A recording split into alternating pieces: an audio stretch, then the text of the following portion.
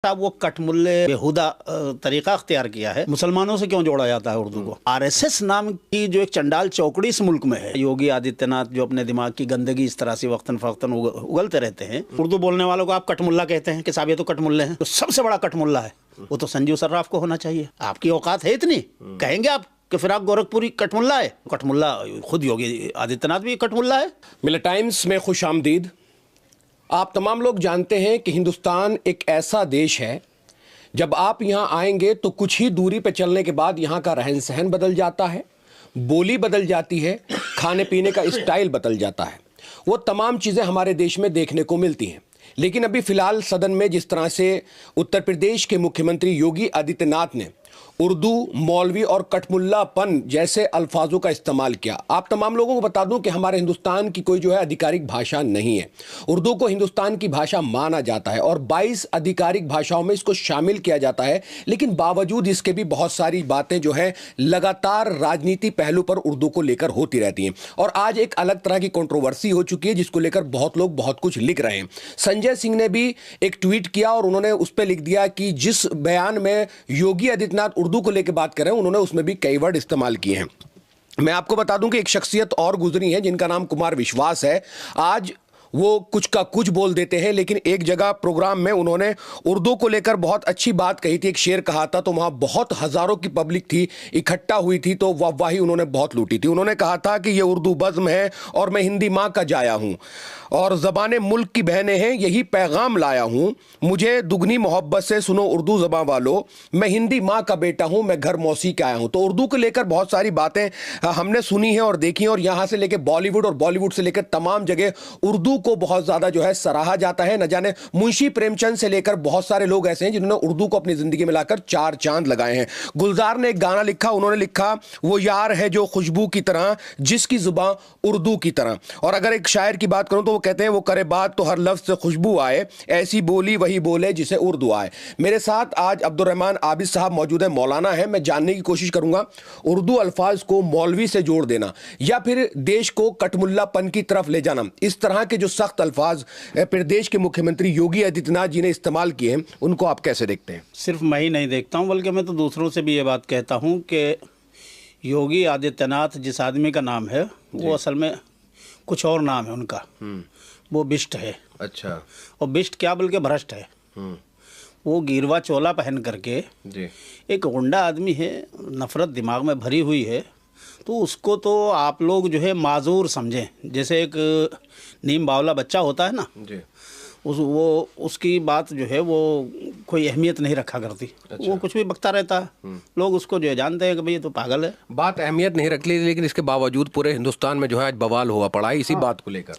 वो इसलिए हुआ पड़ा कि उसको भारतीय जनता पार्टी और आरएसएस ने, चूँकि एक हिंदुस्तान के सबसे बड़ी स्टेट का वज़ीर आला बनाया हुआ है, मुख्यमंत्री बनाया हुआ है जी, तो इसलिए जो है वो कुछ भी कहे तो उसकी बात जो है वो दूर तक चली जाती है। हालांकि मैं समझता हूँ कि जो जहनी तौर से नीम पागल लोग होते हैं उनको जो है गंभीरता से नहीं लेना चाहिए, ना उनकी बातों को गंभीरता से लेना चाहिए, क्योंकि उनकी बातें जो है वो नफ़रत, पागलपन, उज्जड़पन, जहालत, वो सब हुआ करती हैं।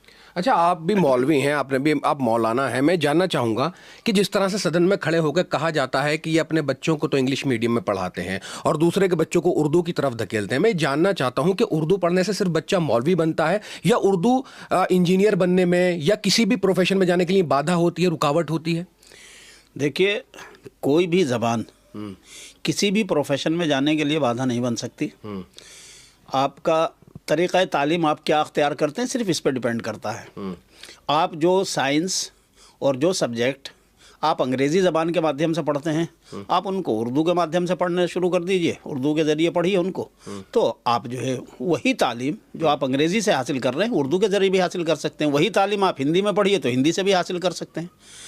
आप मैथ पढ़ते हैं, अंग्रेज़ी के ज़रिए से पढ़ते हैं तो मैथ कहलाता है, और आप जो उसको हिंदी के ज़रिए पढ़ते हैं तो तो भी आप मैथ ही पढ़ते हैं। ऐसा तो है नहीं कोई और जब सब्जेक्ट बन जाएगा वो।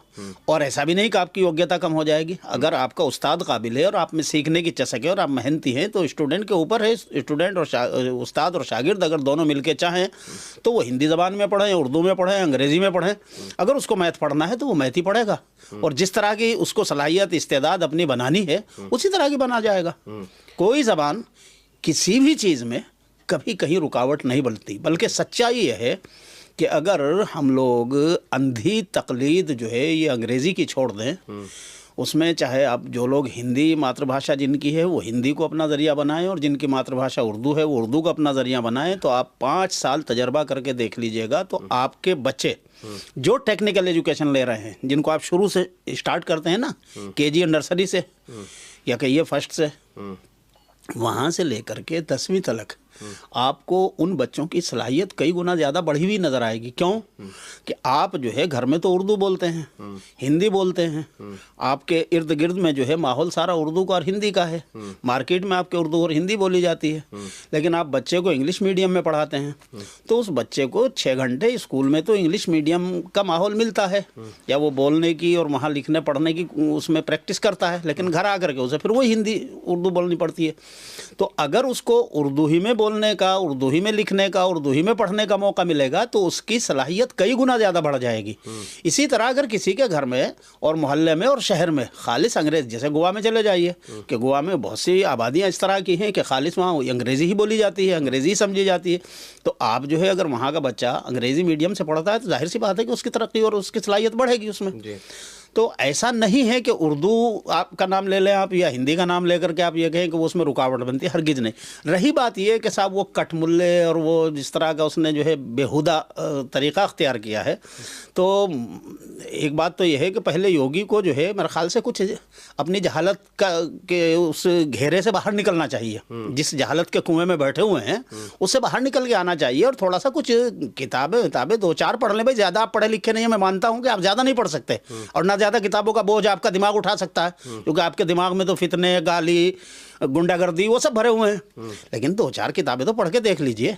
आप कम से कम कुछ लोगों के नाम जान लीजिए कि भाई ये लोग जो है सैकड़ों की तादाद में गैर मुसलमान वो हैं कि जिन्होंने बिल्कुल इब्तदाई ज़माने में उर्दू ज़बान के नोक पलक दुरुस्त किए हैं, उर्दू ज़बान की जो है हुस्न को, इसकी खूबसूरती को दोबाला करने में अपना किरदार अदा किया है और आज तक कर रहे हैं। आज भी अगर आप बिल्कुल फ़िलहाल के आप अगर आप नाम ले लें तो बहुत सारे नाम अभी भी निकल के आ जाएंगे आपके सामने। आपने एक नाम तो अभी लिया खुद, कुमार विश्वास का, हालांकि आजकल वो भी जहर उगल रहा है, उसे भी मेरे ख्याल से राज्यसभा चाहिए, चूँकि आम आदमी पार्टी से उसकी दाल गली नहीं। कोशिश उन्होंने बहुत करी कि भाई यहाँ से किसी तरह से हत्या चढ़ जाए, लेकिन वहाँ केजरीवाल ने बेच खोचने में लग गया तो वो अपना कारोबारी धंधा उसने शुरू कर दिया, तो उसके हाथ नहीं आया। तो अब वो जो है बीजेपी से सोच रहा है कि भैया उधर से कुछ जो है गाली गलौज करके ही मिल जाए, तो वो भी आजकल। मौलाना साहब मैं थोड़ी देर यहाँ रोकूंगा आपको। मैं जानना चाहूँगा कि उर्दू को मुसलमानों की ही तरफ क्यों मतलब एक डाइवर्ट किया जाता है, मुसलमानों को क्यों समझा जाता है?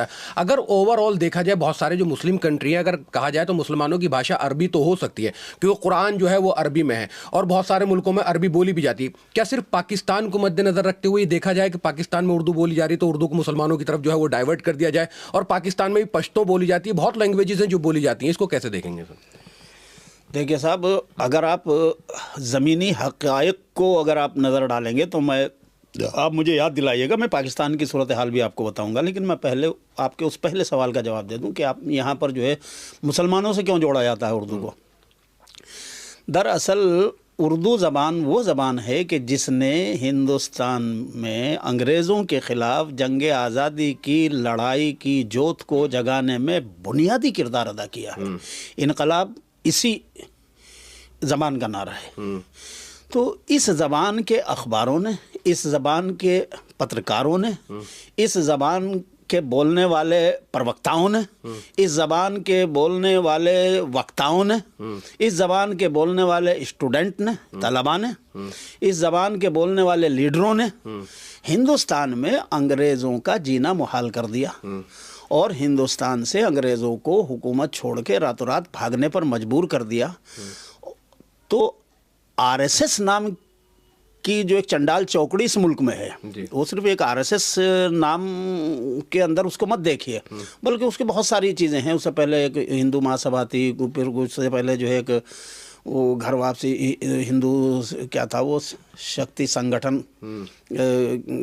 घर वापसी के का जिस तरह से आजकल नाम लेते हैं, इसी तरह से उस वक्त जो है सन 1900 से भी पहले की बात मैं बता रहा हूँ आपको, 1885-90 उस ज़माने में था शुद्धि संगठन था, हिंदू महासभा थी, फला था, वो सब जो है ये आरएसएस ही है। तो उसको आप लफ्ज़ आरएसएस में सिर्फ उसको ना देखें, बल्कि उस पूरे सिनेरियो को देखें जो बहुत वसी है।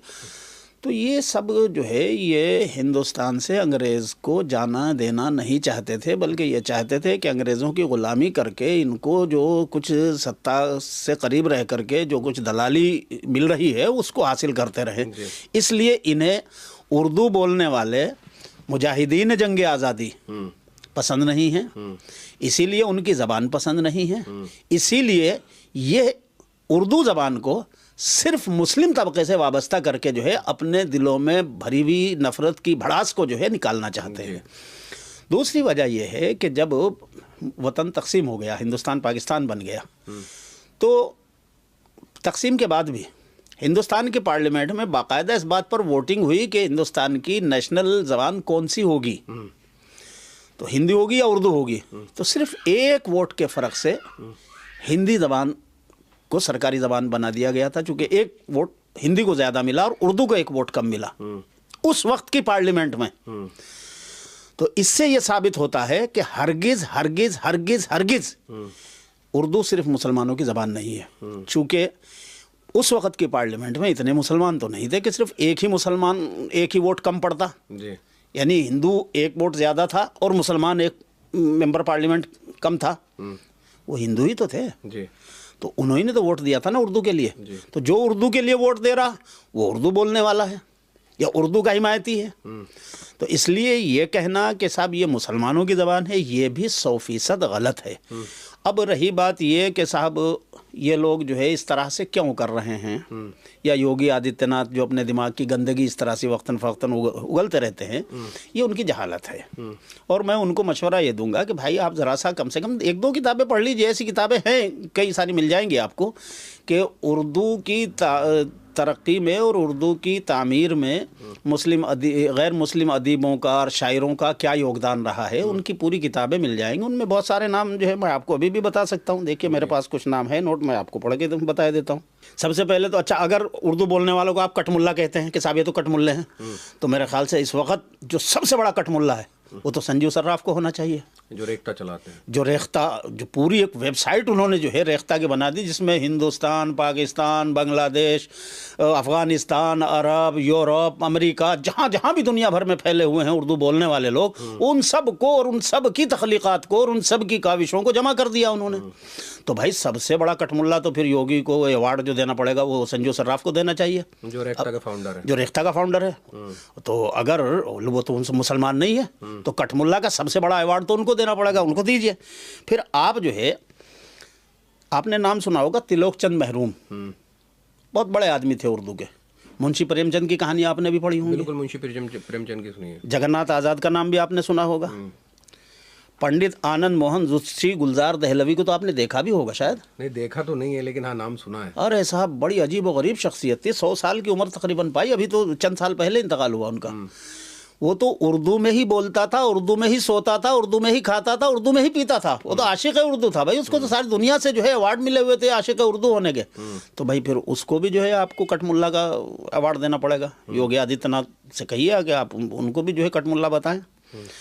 कामना प्रसाद, सबसे पहले आज़ाद भारत के सबसे पहले राष्ट्रपति डॉक्टर राजेंद्र प्रसाद, वो तो न सिर्फ उर्दू ज़बान बोलते थे, लिखते थे, पढ़ते थे, बल्कि उर्दू मदरसे से मस्जिद वाले मदरसे से पढ़े हुए थे। मस्जिद से उनकी बिस्मिल्लाह हुई थी तालीम की। तो भैया उनको भी जो है आप सबसे बड़ा कटमुल्ला का अवार्ड दीजिए। तो ऐसे कितने नाम मैं आपको बताऊं। अभी फिलहाल अगर वो ज़िंदा लोगों से मिलना चाहते हैं, गोपी चंद नारंग शायद अभी ज़िंदा होंगे कहीं, उनको देख लें, उनसे जाके मिल लें। मोहन चराग़ी अभी मर गए, बड़े मशहूर जर्नलिस्ट थे। चंद्रभान ख़याल शायद अभी ज़िंदा हैं, वो भी बड़े अदीब भी हैं, शायर भी हैं और भाई जर्नलिस्ट भी हैं उर्दू के। तो ऐसे सैकड़ों की तादाद में नाम हैं कि जो मैं आपको बता सकता हूं कि भाई ये लोग जो हैं वो है। अच्छा, फिर आप ये वहाँ के हैं ना, योगी आदित्यनाथ वहाँ रहते हैं ना गोरखपुर में। जी जी जी। तो गोरखपुर के बड़े शायर का नाम पता है आपको? क्या है बताइए। रघुपति सहाय फराक गोरखपुरी, और पंडित है वो। हाँ, फराक गोरखपुरी, और काफी शायर पंडित उनकी मशहूर है। पंडित रघुपति सहाय फिराक गोरखपुरी, कहिए कटमुल्ला है। हाँ। और फिर जाके देखिए आप गोरखपुर में, उसी मठ में अगर आपकी गंजी खोपड़ी को लोग ना फोड़ के रख दे पंडित वहां के, आपकी औकात है इतनी, कहेंगे आप कि फिराक गोरखपुरी कटमुल्ला है? कहिए, तो आपकी अकल दुरुस्त हो जाएगी वहीं गोरखपुर में आपके मठ में ही, अगर वहां के सारे पंडे जो है आपके सर पे जूतियां लेके ना चढ़ गए। फिर त्रिलोकचंद महरूम और साहब राजेंद्र सिंह बेदी, गोपीचंद नारंग, जोगिंदर पाल, हरचरण चावला, सुरेंद्र प्रकाश, कृष्ण चंद्र, बलराज मिर्जा, रामानंद सागर, बलराज कोमल, पंडित ब्रिज नारायण, दत्तात्रेय कैफी, आनंद मोहन जोशी, खार दहलवी, गोपीनाथ अमन, देवेंद्र आसर, कुंवर सेन, अमृता प्रीतम, बलवंत सिंह, ज्ञानचंद्र, कितने नाम बताऊं आपको, कालिदास गुप्ता रजा, ठाकुर पुंची, गुलशन नंदा, ज्ञान सिंह शातिर, श्रवण कुमार वर्मा, दत्त भारती, खुशतर ग्रामी, अल्लामा सहर इश्काबादी, डॉक्टर ओम प्रकाश राज, कितने नाम बताऊं। अच्छा, मैं एक बात यहाँ ये जानना चाहता हूँ कि जिस तरह से हमारे देश का एक माहौल है, और मैंने एक आर्टिकल पढ़ा उसमें, मैं योगी जी से ये कहना चाहता हूँ कि भाई ये सारे नाम जितने मैंने, ये कुछ भी नहीं है, ये तो 1% भी नहीं है। मुंशी प्रेमचंद को तो किताबों में पढ़ाया जाता है, हमने अपने खुद पढ़ा है मुंशी प्रेमचंद को, उन्होंने अपनी जिंदगी में उर्दू को जो है काफी अहमियत दी है। आज भी स्कूल के जो उर्दू मीडियम के स्कूलों में कोर्स पढ़ाया जाता है उसमें आज भी, मैंने हालांकि इधर 5-10 साल से नहीं देखा है नया कोर्स, चूँकि हर साल बदलते रहते हैं और दूसरे तीसरे साल पे, लेकिन मुझे अंदाज़ा ये है कि आज भी उनकी कोई ना कोई कहानी जो है वो ज़रूर कोर्स में कहीं ना कहीं शामिल होगी, क्योंकि मुंशी प्रेमचंद की कहानी के बगैर बच्चों को आप जो है उर्दू की कहानियाँ सुना ही नहीं सकते, क्योंकि उर्दू की कहानियाँ बच्चे हों या बड़े हों वो तो प्रेमचंद की ही सुनते हैं, प्रेमचंद की ही पढ़ते हैं और उसी से सीखते हैं। गांव का कल्चर, बड़ों की इज्जत, छोटों की शफकत, वो जिस तरह से, और फिर वो मिलनसारी ईद में प्रेमचंद की और अब्दुल रहमान की दोस्ती, और दिवाली पे जो है उनके ताल्लुकात आपस के सद्भाव, वो सब चीज़ें प्रेमचंद ही तो बताते हैं भाई, उनको पढ़ के देख लीजिए, पता चल जाएगा। जी, मैं एक आर्टिकल पढ़ रहा था, उसमें ये लिखा हुआ था कि 2000 की जनगणना के हिसाब से लगभग 62 करोड़ लोग ऐसे हैं देश में जो उर्दू का इस्तेमाल करते हैं। आपको लगता है कि बिना उर्दू ज़ुबान के जो है वो हिंदुस्तान की कल्पना की जा सकती है? देखिए, ये 62 करोड़ का आंकड़ा भी कम है। ये कम इसलिए है कि जब लोग जनगणना करते हैं तो बहुत से लोगों से पूछते ही नहीं कि उनकी मातृभाषा क्या है या मादरी ज़बान क्या है, बस वो हिंदी लिख दे के आगे बढ़ जाते हैं। कई मरतबा हमने देखा उस चीज़ को, हमारे सामने लिख दिया उन्होंने हिंदी, और हमने कटवाया, अरे भैया क्या है यार, हम उर्दू बोलने वाले, हमें क्यों हिंदी ठीक है, हम हिंदी भी जानते हैं, लिखते हैं, बोलते हैं, पढ़ते हैं, लेकिन मातृभाषा तो हमारी उर्दू है, उर्दू लिखिए आप हमारे कॉलम में। ऐसा बहुत होता है। तो 62 करोड़ नहीं है वो, 62 से जितने आप ये मान लीजिए कि जितने लोग हिंदी बोलते हैं उतने ही लोग उर्दू, वही लोग सारे उर्दू बोलते हैं। आधा % लोग भी ऐसे नहीं होंगे, मुश्किल से होंगे अगर ऐसे होंगे, कि जो हिंदी बोलते हैं और उर्दू नहीं जानते, यानी उर्दू के अल्फाज उनमें इस्तेमाल नहीं करते। मैं तो नहीं मानता कि आधा % भी हैं ऐसे। इसलिए कि योगी आदित्यनाथ जिस वक्त ये बक रहे थे विधानसभा में खड़े होकर के, उनकी उस वक्त की गुफ्तगू के अगर आप वो क्लिप निकाल के सुन के देख लीजिएगा, तो अगर 10 अल्फाज बोले हैं तो 10 में से 7 उर्दू के हैं, 3 हिंदी के हैं। बिल्कुल, तो निकाल दीजिए आप, फिर तो कटमुल्ला, खुद योगी आदित्यनाथ भी कटमुल्ला है, तो लगाइए तमगा कटमुल्ला का जी। और नहीं तो फिर जो है छोड़िए उर्दू को, बोलते क्यों हैं आप? आपका काम भी नहीं चलता बोले बगैर। यानी आपका वो काम है कि साहब अंधे बिन चैन भी ना आए, और साहब अंधा जो है एक आंख भी ना भाए। आपका उर्दू के बगैर गुजारा भी नहीं, और आपको उर्दू जो है वो गवारा भी नहीं। अच्छा, तो ये तो जहालत ही तो है ये जी। अच्छा, मतलब मैं ये जानना चाहता हूँ कि आज जिस तरह से उर्दू को अगर देखा जाए तो उर्दू को मुसलमानों में भी कम मतलब वो दिखाया जा रहा है। बच्चे जो हैं वो तमाम जितने भी लोग होते हैं वो अपने बच्चों को इंग्लिश मीडियम की तरफ धकेलने की कोशिश करते हैं, बस उर्दू इतना पढ़ाने की कोशिश करते हैं कि उसको आ जाए। लेकिन जब वो बड़ा हो जाता है तो फिर उनको लगता है कि उसको उर्दू नहीं आती है, लिखनी नहीं आती है, समझनी नहीं आती। और प्रॉपर अगर देखा जाए तो प्रॉपर कोई उर्दू नहीं बोलता है, प्रॉपर कोई हिंदी नहीं बोलता है, मिक्स बोली जाती है, कुछ वर्ड हिंदी के कुछ वर्ड उर्दू के। और वही मुझे लगता है कि देश की खूबसूरती है। इसको कैसे देखेंगे हम?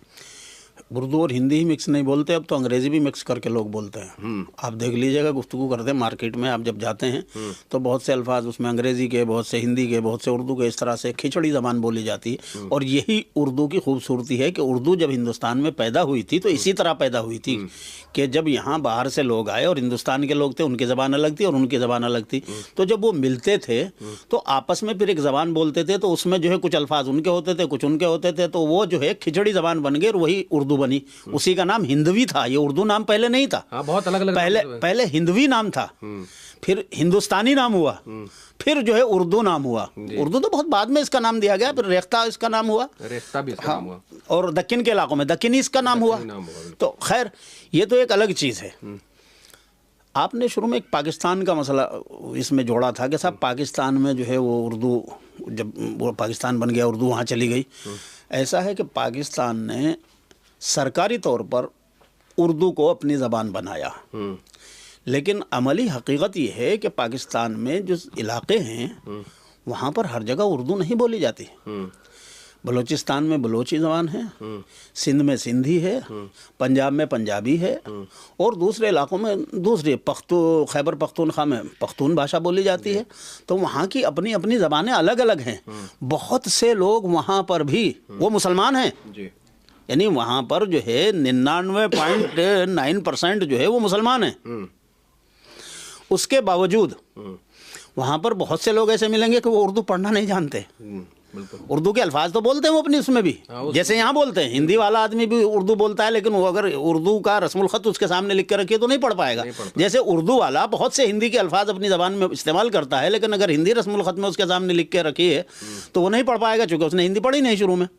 तो जो आदमी किसी रस्मुल ख़त को किसी ज़बान के नहीं पढ़ा हुआ होता तो उसके लिए उसके रस्मुल ख़त को पढ़ना तो मुश्किल होता है, लेकिन उसके अल्फाज जो है वो चूँकि सुबह से शाम तक जब बोलता है, मार्केट में लोगों से मामले करता है, आता जाता है, तबादला ख्याल होता है, तो उसमें जो है बहुत से अल्फाज आते हैं। इसी तरह वहाँ भी सूरत हाल है कि वहाँ बहुत सारे लोग जो है वो उर्दू के अल्फाज इस्तेमाल तो कर लेते हैं अपनी ज़बानों में भी, लेकिन वो उर्दू पढ़ नहीं पाते। और फिर चूँकि सरकारी तौर पर जो है वहाँ की ज़बान उर्दू है, लेकिन अमलन जो है वहाँ बलोच ज़बान है, वहाँ सिंधी ज़बान है, वहाँ पंजाबी ज़बान है, वहाँ पख्तून ज़बान है, और वहाँ दूसरे अपने इलाकों की उनकी ज़बानें हैं। अच्छा मौलाना साहब, क़तर से मेहमान आते हैं तो देश के प्रधानमंत्री उनको गले से चिपटाते हैं, बहुत गर्मजोशी के साथ उनका स्वागत करते हैं।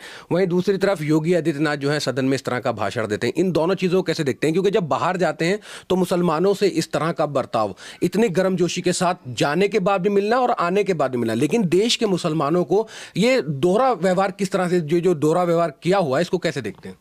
देखिए, अगर आप बीजेपी और आरएसएस से वाकिफ़ हैं पहले से, इनकी तारीख से, तो ये हमेशा से दो मुँहा सांप रहा है। इसमें जो है एक अटल बिहारी वाजपेयी और एक आडवाणी रहा है पहले से। तो आज भी, हालांकि मोदी जो है वो खुद आडवाणी से भी बहुत आगे की चीज़ है, लेकिन प्राइम मिनिस्टर बनने के बाद उन्होंने ज़बान जो है वो बदल ली अपनी। काम वही है, बल्कि उससे भी ज़्यादा ख़तरनाक है। काम में कोई कमी नहीं है, वो कपड़ों से भी पहचानवा देते हैं, लेकिन चूँकि बढ़िया है वो, और बनते के साथ ही कहा था कि मैं बढ़िया हूँ, मैं जानता हूँ कि कमाई कैसे की जाती है। तो वो अडानी को कितना पैसा कमवा दिया उन्होंने, उससे भी देख लीजिए आप कि किस तरह कमाया जाता है, मोदी से सीख लीजिए। तो वो जो अरब मुल्कों के बादशाहों की या हुक्मरानों की जो गर्मजोशी से बगलगीर होते हैं और उनकी बगल भरते हैं, या कहिए कि उनके गले पड़ जाते हैं, उसकी वजह यह है कि उनके पास माल है और बनिए को माल चाहिए। अब वो आप अपने पास हिंदुस्तान के मुसलमानों के पास जिनके है तो उनसे भी ऐसे ही बगल भर के मिलता है।